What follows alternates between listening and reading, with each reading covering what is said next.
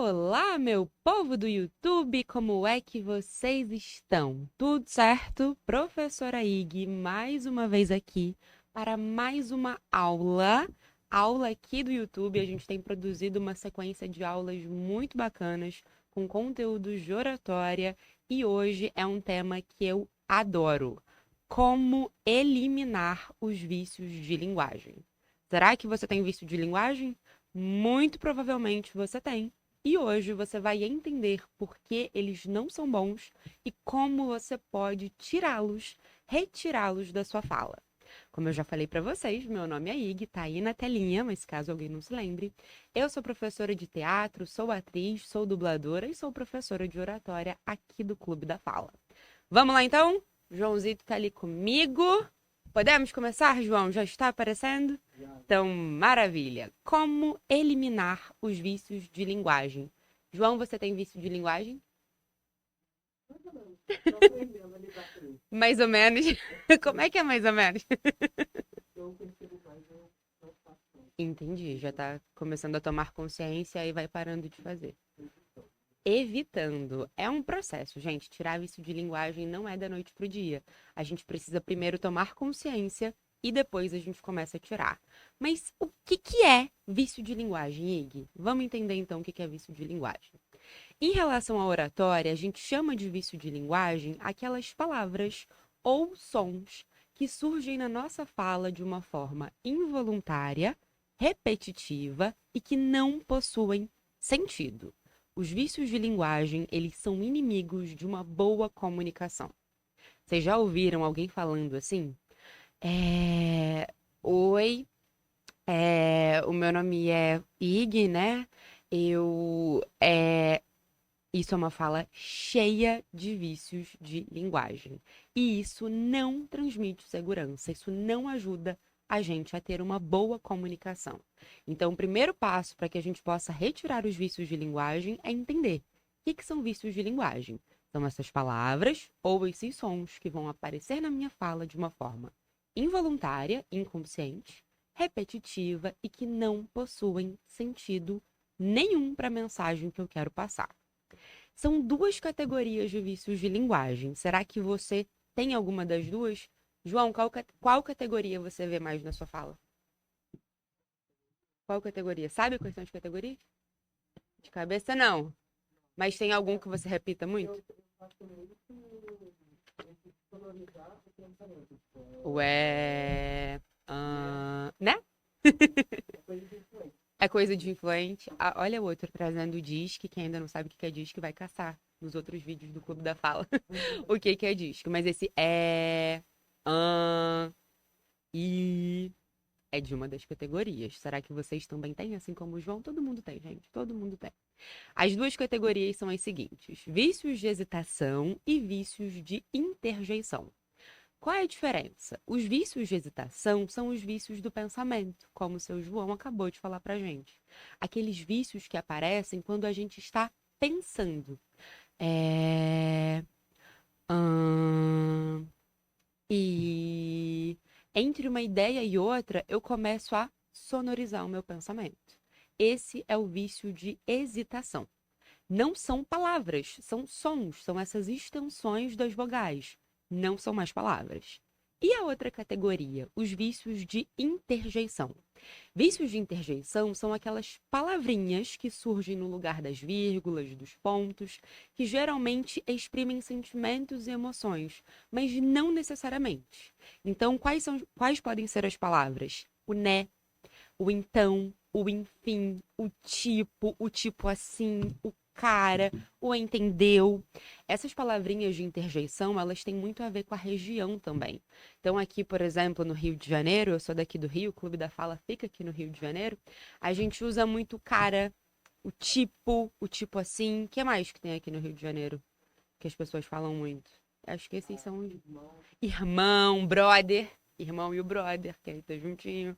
Em São Paulo fala muito o meu, em vários lugares do sul vai falar o ba, o tri.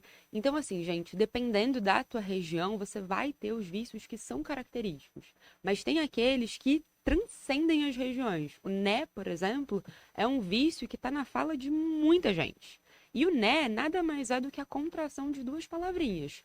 Não é? Não é? E aí ele aparece como né. E a gente coloca no final de um monte de coisa que a gente diz. É um vício de confirmação, que significa né? Tá comigo? Entendeu? Né? Né? Né?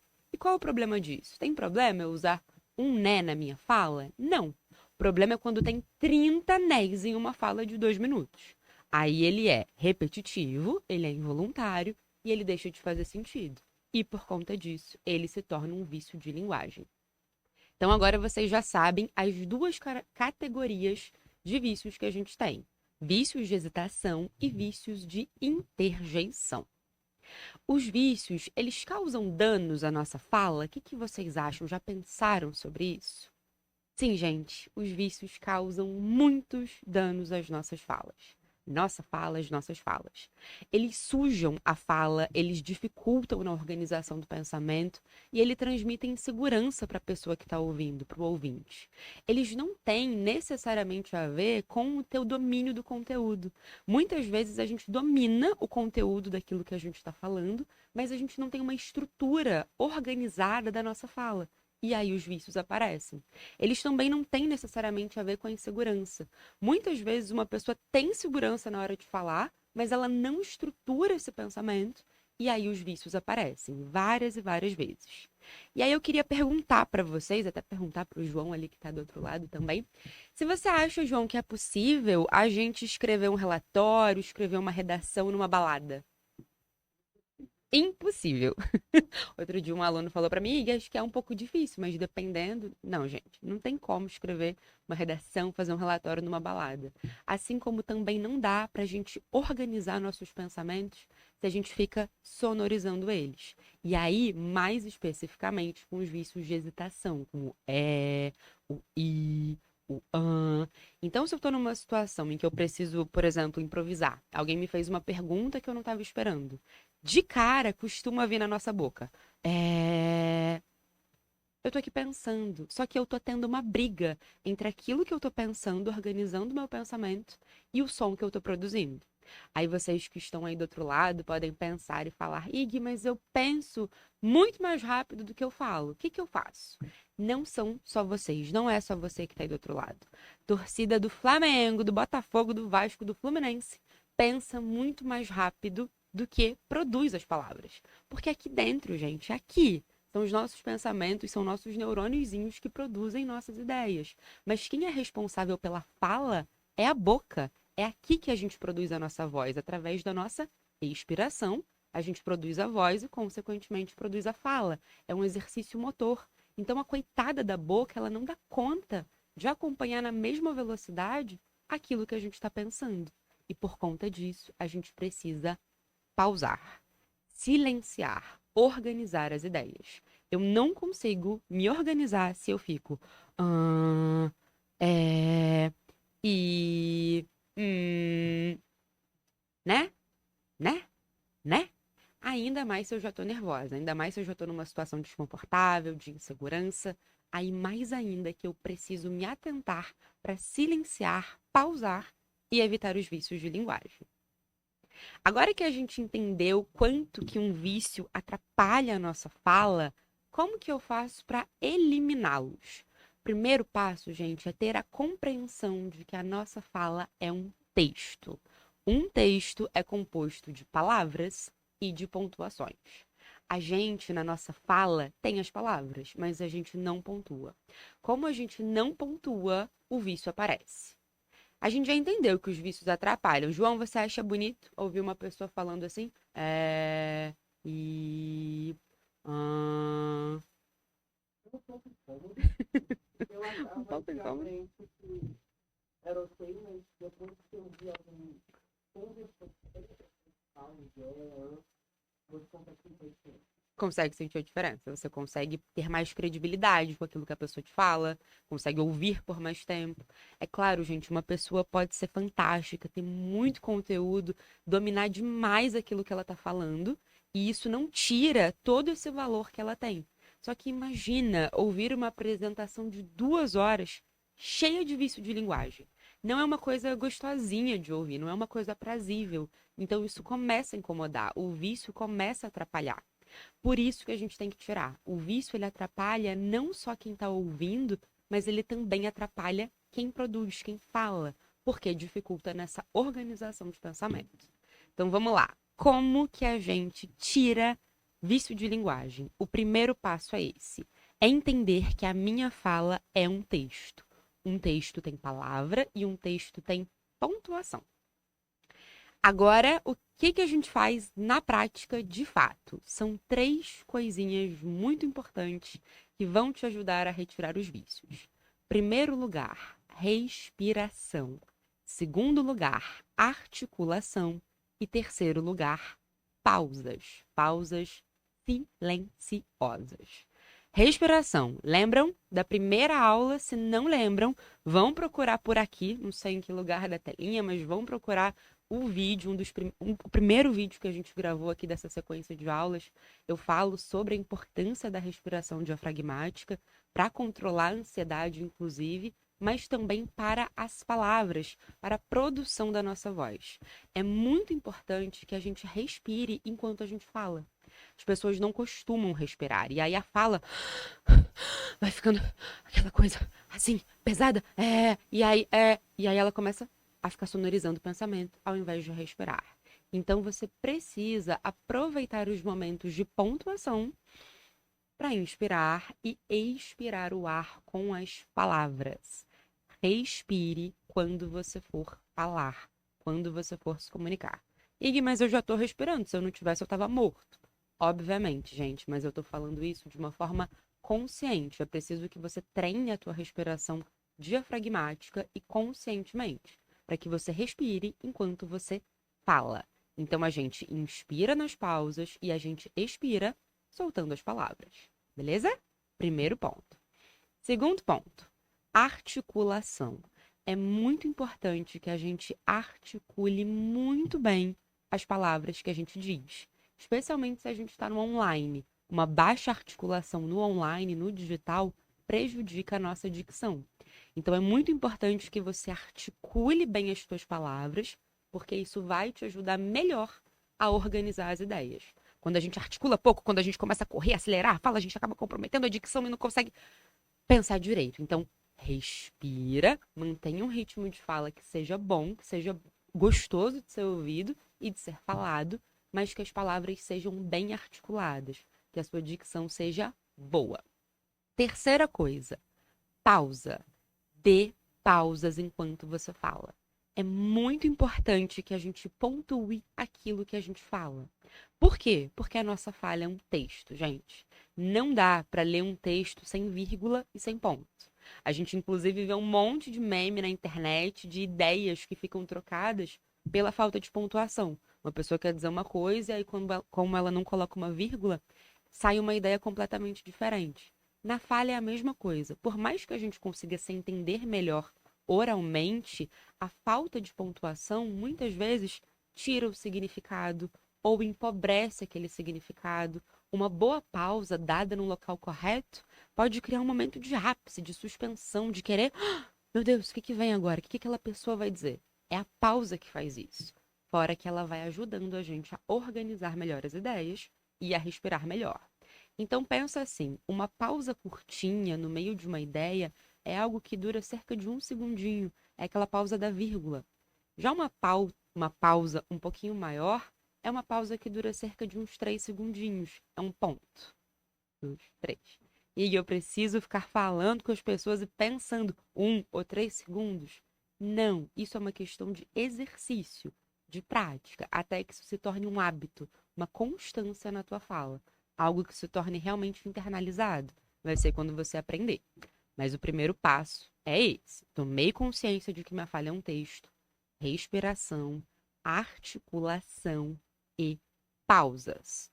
Tranquilo? Comentem aqui se está tranquilo, se já fazem alguma dessas coisas. Se não, espero que comecem a fazer. Vamos lá, exercícios práticos para o dia a dia. Faça leituras de textos em voz alta. Que texto, Ig? O texto que você quiser. Um conto, uma crônica, uma notícia de uma revista, uma notícia de jornal, o que você quiser. Faça leitura de texto em voz alta. A leitura de texto te permite ir respeitando as pontuações. Então, quando eu vejo lá um ponto, eu inspiro e expiro soltando as palavras. Me ajuda também na articulação, algo que eu vou fazer daqui a pouquinho, um outro exercício com vocês, que é a leitura de trava-língua. E me ajuda a ir dominando melhor esse meu ritmo de fala e tendo essa compreensão de que a fala é um texto. Na vida real, a gente pode ter uma fala que seja o mais próximo possível de um texto, não um texto lido, um texto chato, mas algo fluido, algo organizado de ser ouvido, de ser bem colocado, que não é cheio de vício de linguagem. Depois, gravem áudios de WhatsApp para vocês mesmos. Como assim, Ig? Eu falo muito isso para os meus alunos, todo santo dia eu falo isso para eles. A gente não consegue tirar o vício de linguagem se a gente não tem consciência de quais são os nossos vícios. Tem alguns vícios que eles se repetem. O né, o entendeu, o enfim, o tipo assim, como a gente já falou, esses vícios mais regionais também aparecem muito na fala de muita gente. No entanto, cada pessoa vai ter o seu próprio vício. Então, tem gente que tem muito e tem gente que tem muito Cada pessoa tem que saber qual é o seu próprio vício. Para isso, a gente tem que se conhecer. Então, um exercício muito bacana que você pode fazer é chegar no final do dia, gravar um áudio de WhatsApp contando o que você fez naquele dia. Vai ser um exercício de memória, você vai ter que rememorar o que você fez e você vai perceber que os vícios aparecem. Muito provavelmente eles aparecem. Então vai acontecer, hoje eu acordei 6 horas da manhã, eu fui tomar café. Você vai ouvir isso depois. E aí, eu vou me jogar da janela, vou ficar irritado comigo mesmo? Não, você vai começar a tomar consciência. Ter essa tomada de consciência é o primeiro passo. É um exercício muito simples, muito tranquilo, que te custa pouquinho tempo e que é um exercício de autoanálise da tua comunicação. Então chega segunda, terça, quarta, quinta, sexta, tenta gravar um áudio por dia. Não precisa regravar, não. Daqui a pouco você vai começar a perceber os vícios no teu cotidiano. Eles vão começar a te irritar, vão começar a te incomodar. E esse primeiro passo, essa irritaçãozinha inicial, é algo que a gente precisa ter para que a gente queira retirar. Se a gente não percebe no dia a dia como que eles aparecem, a gente não tira. E aí não adianta. Eu vou fazer uma apresentação super importante semana que vem, não quero ter vício de linguagem. Vai ter, gente, vai ter. Vai continuar tendo. Precisa que isso seja um hábito, uma coisa constante. Um exercício para que você comece a ser o seu próprio policial, fazer o teu autopoliciamento dos teus vícios e começar a retirá-lo aos poucos. Leitura de trava-língua, vou fazer daqui a pouco com vocês para vocês já poderem ver. E praticar a respiração consciente. Se vocês não lembram, voltem aqui nesse vídeo. É uma das aulas que a gente gravou, se eu não me engano foi a primeira, que a gente fala muito sobre a importância da respiração diafragmática para o controle da ansiedade e para a fala também. É muito importante que a gente respire de uma forma consciente, né? Dê uma engasgadinha, enquanto a gente fala. Então, treine, pratique a respiração consciente. Maravilha? João já faz tudo isso? Quando dá, não tem nem vergonha. A pessoa não tem vergonha. Estamos sem tempo no Clube da Fala de falar? Como assim? Muitas tarefas, muitas demandas, mas ele está praticando bastante. Garanto para vocês. Ó, vamos lá, quero ver o João lendo ali do outro lado esses trava-línguas que eu trouxe para vocês. Eu trouxe 4 trava-línguas. Se vocês jogarem na internet, tem muito mais. E aí eu trouxe, gente, uma coisinha que é uma borrachinha feita de cola quente. Então ela é aquela colinha quente, que já não está quente, obviamente, porque ela tem uma boa taxa de mordida, então eu não vou me machucar. Quando a gente usa caneta, por exemplo, a gente pode morder forte e se machucar. E para que é isso aqui? Para que a gente faça leitura de trava-língua para melhorar a articulação. Então vamos lá, eu vou ler com vocês com e sem a borrachinha. Primeiro trava-língua, olha esse trava-linguaço. O desenquivincavacador das caravelarias desenquivincavacaria as cavidades que deveriam ser desenquivincavacadas.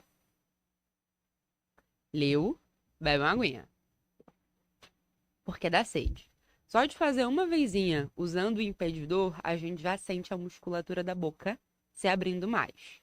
Segundo, o doce perguntou pro doce qual é o doce mais doce que o doce de batata doce.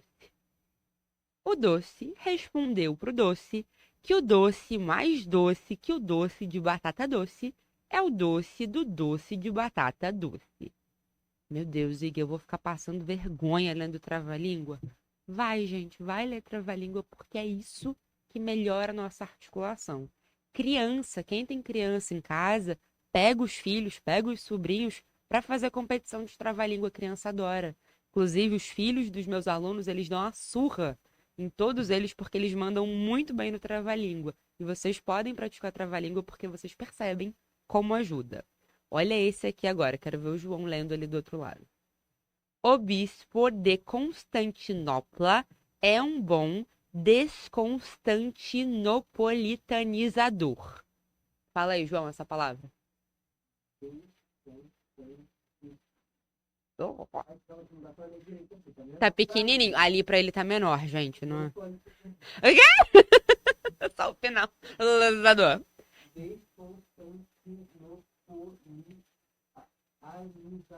Tanizador. Desconstantinopolitanizador.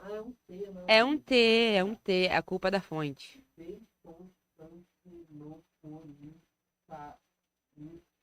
Isso aí. Quase foi. Quem o desconstantinopolitanizar, um bom desconstantinopolitanizador terá. O original não se desoriginaliza. O original não se desoriginaliza. O original não se desoriginaliza. Se desoriginalizássemos-lo, original não seria. Olha esses palavrões que obrigam a gente a melhorar a articulação. Trava-língua, gente, é repetição de fonema. Então, é um exercício que ajuda muito a gente a melhorar a articulação. Façam leitura de trava-língua, arrumem um impedidorzinho e leiam também com e sem impedidor para que vocês pratiquem a articulação de vocês. Esse é um exercício muito simples, muito fácil. Brincadeira, eu sei que não é fácil, eu sei que é um pouquinho difícil, eu sei que dá uma enrolada na língua, mas eu garanto para vocês que é um exercício que ajuda muito. Ter uma boa articulação auxilia na dicção. E ter uma dicção torna a tua fala mais clara, mais assertiva e, consequentemente, diminui as chances de aparecerem os vícios de linguagem. Então, vamos lembrar, vamos recapitular o que a gente viu nessa aula de hoje. Vício de linguagem são aquelas palavrinhas ou sons que surgem na minha fala de uma forma involuntária, repetitiva e que não possuem sentido nenhum. Como que eu tiro os vícios de linguagem? Através de respiração, de articulação e de pausas. Mas, em primeiro lugar, eu preciso tomar consciência que esses vícios não me ajudam e não ajudam a pessoa que me escuta. Eles não transmitem segurança, eles não transmitem credibilidade. Por mais que eu tenha credibilidade, por mais que eu tenha conteúdo, uma fala sem vício é uma fala muito melhor de ser ouvida. Passa muito mais confiança, é muito mais agradável. Então, trabalhem para que vocês não tenham mais vícios de linguagem na fala de vocês.